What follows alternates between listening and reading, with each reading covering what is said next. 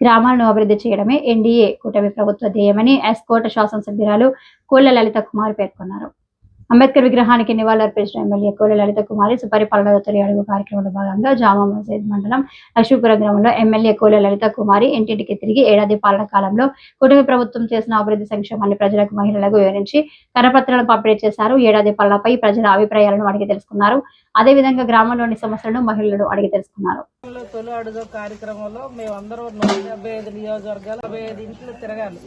అందులో లక్ష్మీపురం గ్రామం ఇవాళ నేను వచ్చాను. అందులో కొన్ని పథకాలు ఇచ్చాను. ఏంటంటే పెన్షన్ అందుతుందా, గ్యాస్, చంద్రబాబు గారి నాయకత్వం, చంద్రబాబు గారి నాయకత్వం, అమ్మ గ్యాస్ వచ్చింది, పెన్షన్ వచ్చింది, తల్లికి వందనం వచ్చింది. చంద్రబాబు గారికి ధన్యవాదాలు. చంద్రబాబు నాయుడు గారికి ధన్యవాదాలు. వస్తుందా?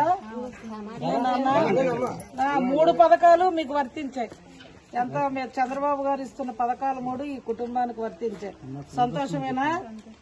త్వరలో మనకు ఫ్రీ బస్సు వస్తుంది. వచ్చే నెల 15 నుంచి ఆగస్టు 15 తల్లి.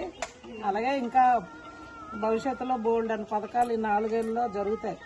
కానీ ఇస్తున్నా మీకు అందుతున్నాయి లేదని